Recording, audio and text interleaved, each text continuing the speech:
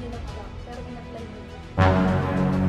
So, para sa akin, ang trader is more of really a lifestyle wherein you can do your job or whatever that you like in life. At the same time, kumikita ka from trading. Basta importante ay alam mo kung paano maghanap ng support resistance, trend line, and then most importantly, bago ka mag-enter ng trade, kailangan alam mo kung saan ka mag-exit. Yeah, about sa strategy, gaya nga ng nasabi niya, yun, copy-paste. Hindi, simple nga lang talaga ako mag-trade. Before, lahat ng strategy na makita ko gusto kong aralin, pero dumating sa point na hindi ko na alam kung alin sa mga alam ko ang gagamitin once na umarap ako sa chart.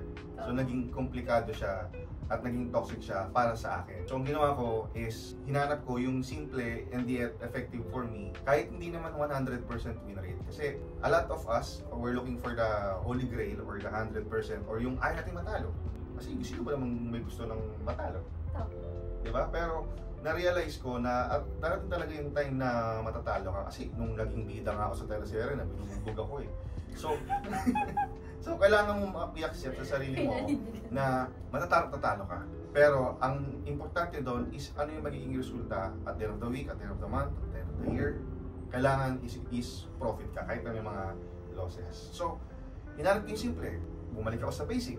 Like support resistance, trend line, and then dagdag ng mga indicators na as a confluence doon sa nakikita ko sa chart. So, pag ako nag-trade, malinis ang chart, ilalabas ko lang yung mga weapons kapag kailangan ko na maghanap ng entry.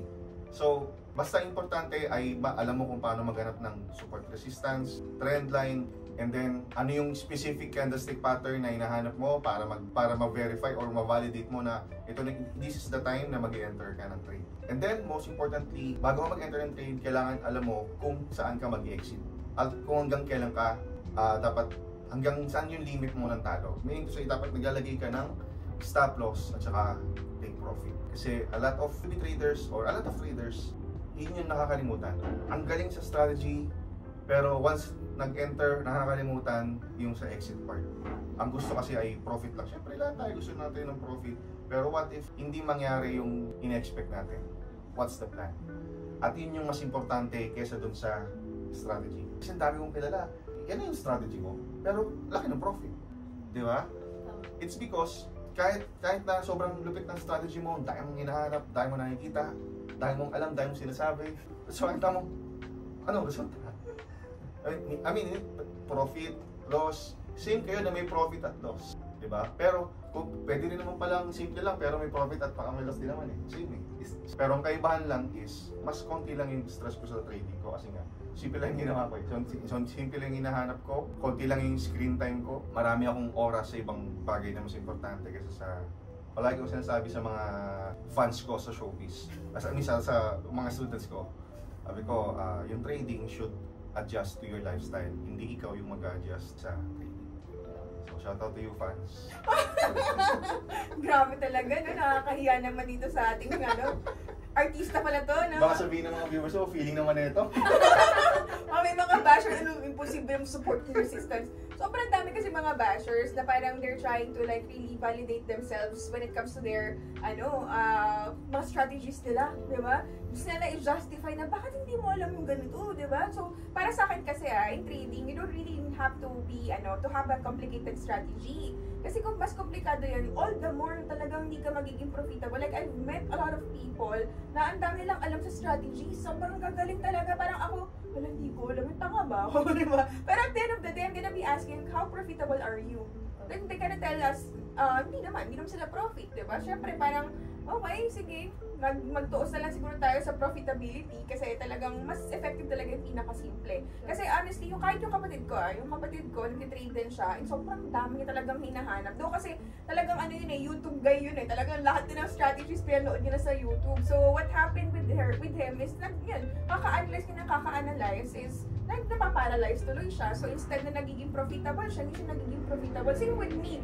Like ako naman, nung sinabi ko naman sa kanya actually na, ako may 1K na ako, ikaw asan na. Pero mas magaling siya sa akin. Diba? Mas marami siyang alam sa akin na strategies, pero bakit mas profitable ako? So, it doesn't necessarily mean na mas marami kang alam na strategies, mas magaling ka na, diba? So, at the end of the day, kung talagang gusto mong tutukan yung market, ang dami mo alam na mga strategies, ang dami mo alam na mga data or whatever, na talagang makakatulong sa'yo sa trading, then definitely siguro mag-apply ka na lang sa bangko as financial analyst.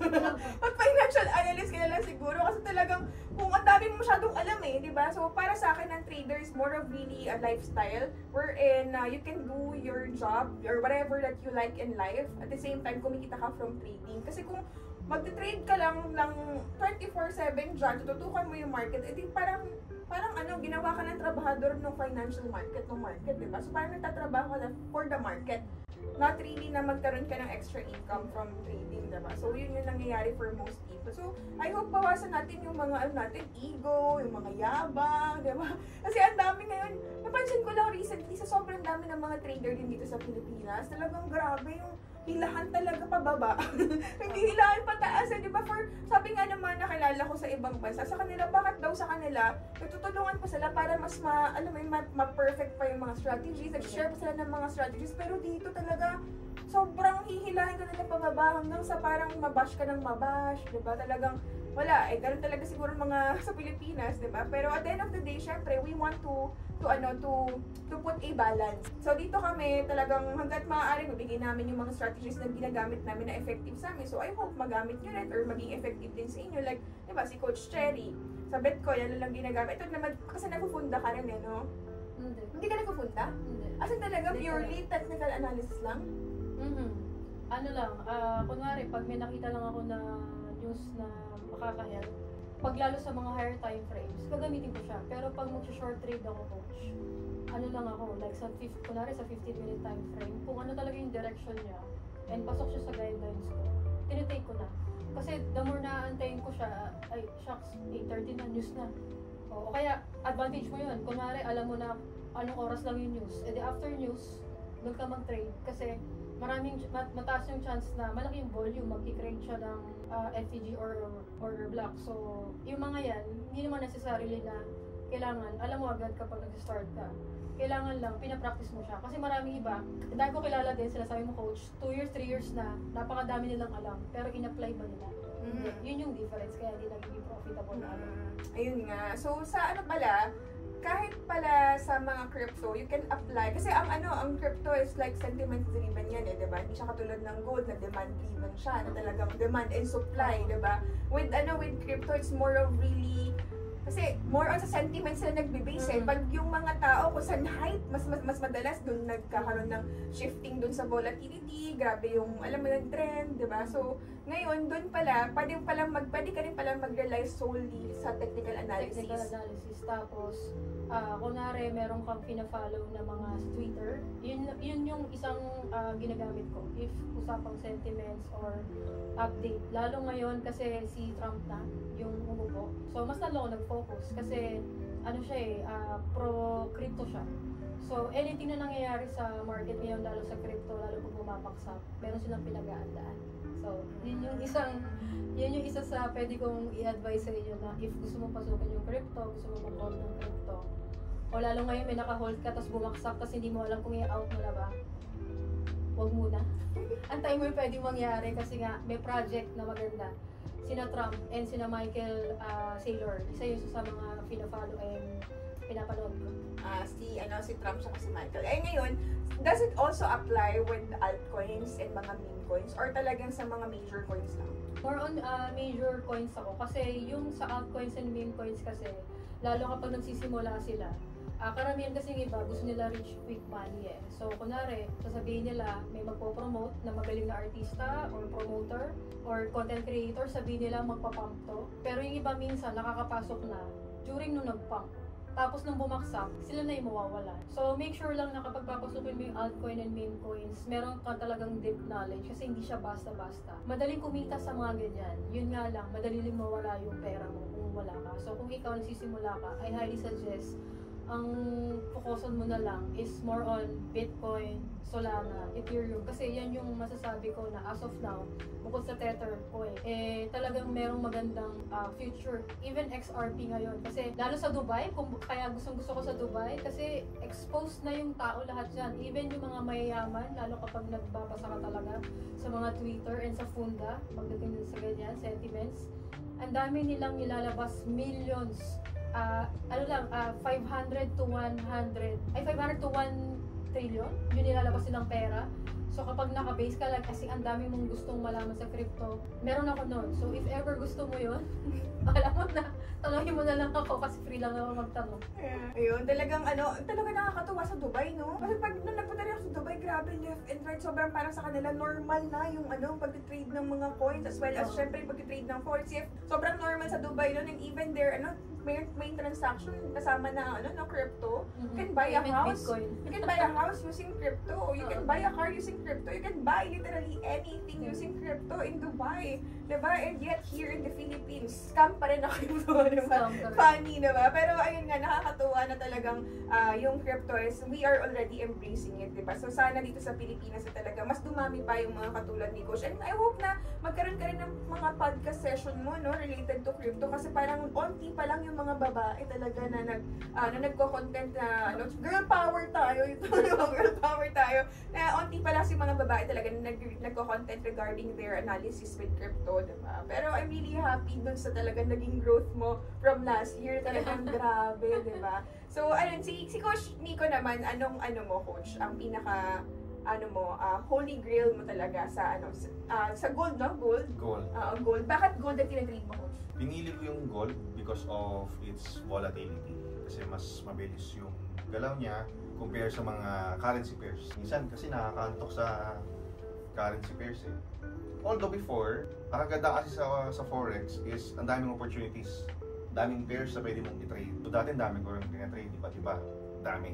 Kaso na-realize ko kung hirap pala pag pinagsabay-sabay. Parang babae. Pinagsabay-sabay. Ang hirap. Diba? Kaya sabi ko, para maging masaya ang buhay, kailangan nakafocus ka lang sa isa. So, pumili ako sa kanila lahat. Sa mga currency pairs, hindi sa mga babae. So, napili ko gold. Kasi yun yung tingin kong masaya. Maganda ang performance talaga. And alam natin yung historical data ni gold na talagang bullish siya over time. For long term talaga. And nakakita kay gold, titignan mo lang talaga is US dollar. Diba? Versus kung ano yung demand ng gold. Diba? So, unlike for example, kung dalawang bansang currency ang titignan mo yung economic data parehas ng dalawang bansang yun. So, at least ito, si US dollar lang ang titignan ko. Kung may ganap kay US dollar, may direct effect yun sa market ng gold.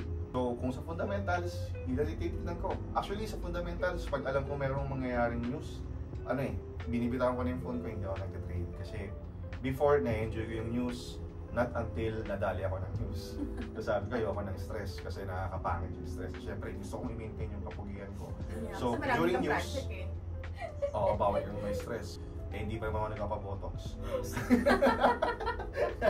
Joke lang. Hindi ako papabotox. Hindi joke yun. But anyway, seriously guys, ayoko nga na-stress sa trading.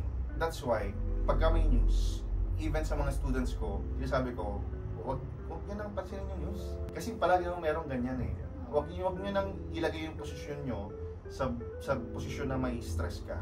No? Sa simula mag-enjoy ka pag naka-profit ka, masaya ka, akala mo ganun palagi pag may news. Lalo na pag nakasabay ka. Pero imagine if baliktad yung nangyari, kung gaano ka-stressful yung experience mo. So ako, hindi ko na pinapera pa yung sarili ko pagka may paparating na high impact news or whatever or events, no trading for me. Para less stress. Yeah. Diba? Manonood na lang ako ng Batang Quiapo para kasi nangyayari news during Batang Quiapo eh. Kasi kami. Grabe talaga. Pero syempre all-time high si gold ngayon, diba? Grabe, 3,000, 42 na ata. Last check ko, diba? Sobrang taas ang gold ngayon, possibly because of the uncertainties na nangyayari ngayon sa US, diba? Like, recently, nagkaroon ng problem sa Middle East, ng ngayong Ramadan, diba? They feel like parang na-abuse yung, yung nangyayari ngayon sa Ramadan dahil dyan sa mga ceasefire na hindi naman nag-ceasefire. Tapos at the same time, di ba, yung mga trade war, di ba? So ngayon, ano ba ang tingin mong outlook mo sa gold ngayon, Coach? Ayun, sakto kasi kanina may nasagap akong chismis. Ayan. Anyway, yung pagtaas ng gold ngayon, masaya yung mga traders, no? But, nung chinek namin sa mga news, nakakalungkot kasi may mga nangyari palang nagpalipad sa ibang bansa na maraming nawalan ng buhay. And on the other hand, kanina, pinost na ng ABS-CBN News na nagkaroon na ng agreement si Trump at si Putin ng ceasefire. So, parang si US ang naging parang middleman para mangyari yun. So, most likely, ano mangyayari sa US dollar? Nasa yung naging way para nag-contribute siya para maging karoon ng peace talks. So, tingin ko lang naman lalakas yung US dollar. Eh, pag lumakas yung US dollar, ang nangyayari yun, bumababa. Pero kasi may nangyaring gulo sa Middle East. So, alam yun, nag-uumpugan yung buy at sell sentiments. So, advice ko, during this time na nasa all-time high si gold, marami for sure nagsisell ng gold. Kasi ang mindset natin, bababa yan. Overbought na. Lahat ng umaangat, babagsak. Baga parang lahat ng nagmamataas, binababa. Parang Bible na bigla. Parang, ang daming during these times sa market na nasa all-time high, doon maraming natatalo ng malaki. Dahil nagka-counter trend sila. Eh, wala naman nakakaalam kung kailan mag-reverse yung market. So why not, be safe muna, huwag kang ma-FOMO, huwag ka munang makinig sa mga sabi-sabi ng mga iba, kasi ma-FOMO ka lang. So, stick to the rules ng strategy mo. If wala sa rules yung strategy mo, yung nakikita mo at naririnig mo sa ibang tao, huwag mong subukan. Kasi sira lang ang buhay mo.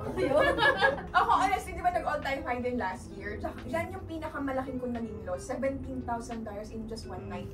In just freaking one night. Because super, parang first all-time high yon ever before na nag-all-time high siya before ng gold. Tapos, yun yung parang sobrang tiwala ko na sa strategy ko, overbought na to eh. Di ba? Tapos nandun na siya sa resistance eh. Tapos ilan na yung binasag, sure na ako babagsak na to. Tapos meron bang mga may mga candlestick confirmation ka pang makikita doon na talagang, magpapasure sa'yo na magsisell ka na. Pero doon talaga ako nadali. Tapos ang masakla pa na tulugan pa nang walang SL. So, ayun nangyari. Nagkaroon ako ng loss na malaki, $17,000, and that was actually my biggest loss ever in my entire life. It's because dahil sa gold nga, I thought na talagang, alam mo yun, syempre parang talaga may retracement yan, diba? Magkakaroon ng pullback yan eventually. Like ngayon, grabe, sobrang bullish lang. Nagkaroon lang ng parang sort of, what they call it with Wyckoff? Spring, diba?